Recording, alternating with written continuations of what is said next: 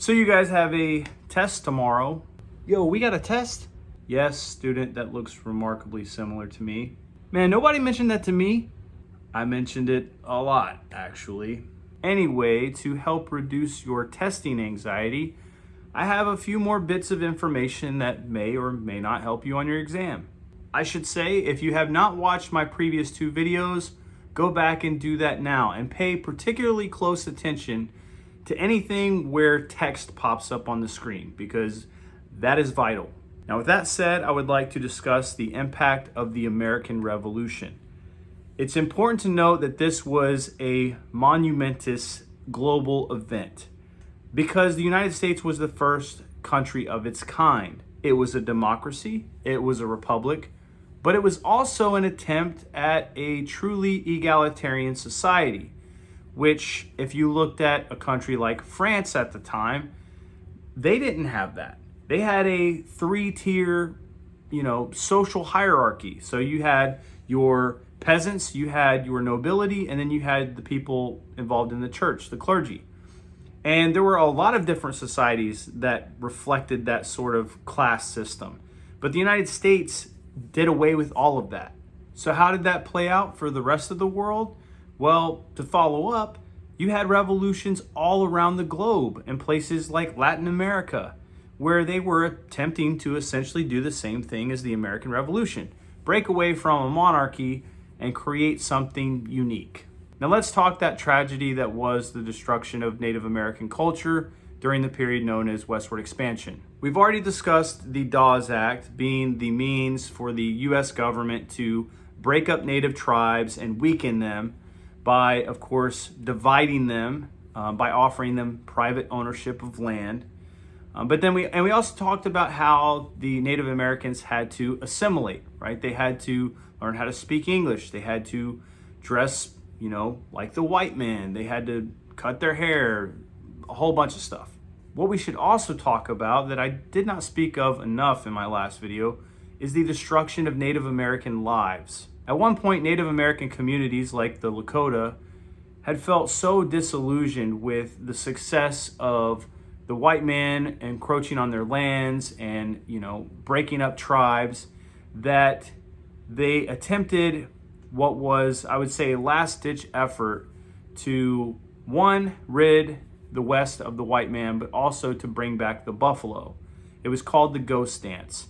It was a ceremony that, unfortunately, caught the eyes of some Western settlers and others, and they perceived it to be a threat. Rather than seeing the Ghost Dance for what it was, which was a true mourning for the death of the buffalo, which almost were hunted to extinction, settlers perceived the Ghost Dance to be basically a war cry.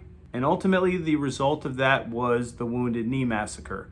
It used to be called the Battle at Wounded Knee, but it actually really wasn't a battle so much as it was just the murdering of tons of men, women, and yes, children. In fact, half of the casualties were women and children. The significance of the massacre at Wounded Knee is that it really marks the end of Native American resistance to white occupation of the West. The last thing I want to talk about is politics, specifically the rise of the populists. So we mentioned that a lot of white settlers came out west under things like the Homestead Act for opportunity. And many of those people, of course, became farmers. Well, the problem was you had an overproduction, if you will, of some of these crops. What happens when you get overproduction? You get a drop in prices. That sucks. I mean, I'm not going to make as much money and my wallet's starting to hurt, and I'm going to look for solutions. I'm looking to blame somebody for that. Ultimately, these farmers end up blaming the US dollar. The dollar's value was backed by gold. So for every dollar that was printed, it had an amount of gold that could be exchanged for that dollar, especially post-Civil War. The farmers' problem was, of course, that they felt like they needed more dollars in circulation. And so their kind of answer to this was some people had started talking about using silver as a secondary method of backing the dollar. So you would have gold and silver that could be exchanged for paper currency. The problem with that, of course, is that you would basically devalue the dollar. Inflation would increase as a result. So the dollar would become worth less money than it was at that particular period of time.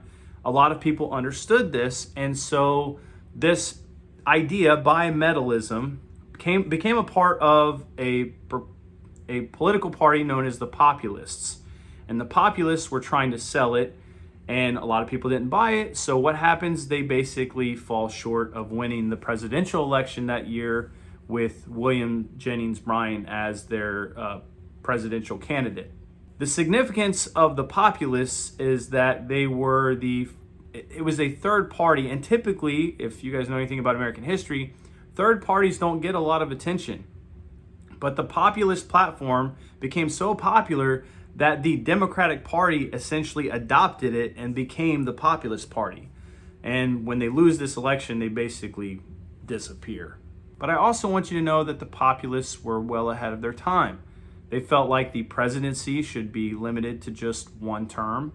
They also advocated for the popular election of senators, which didn't exist at the time. They wanted a secret ballot to protect against voter fraud, which at that time, during the Gilded Age, was an epidemic. But we're talking real voter fraud, not some of the fake stuff that people are talking about now. I've said too much. And they wanted an 8-hour workday, which was pretty progressive at the time and is the current standard. So there you have it. I hope this reduces your test taking anxiety. Hope you all do very well. Remember to read those questions very carefully and look for every little detail. I think you guys will be just fine. They were basically split into three tiers.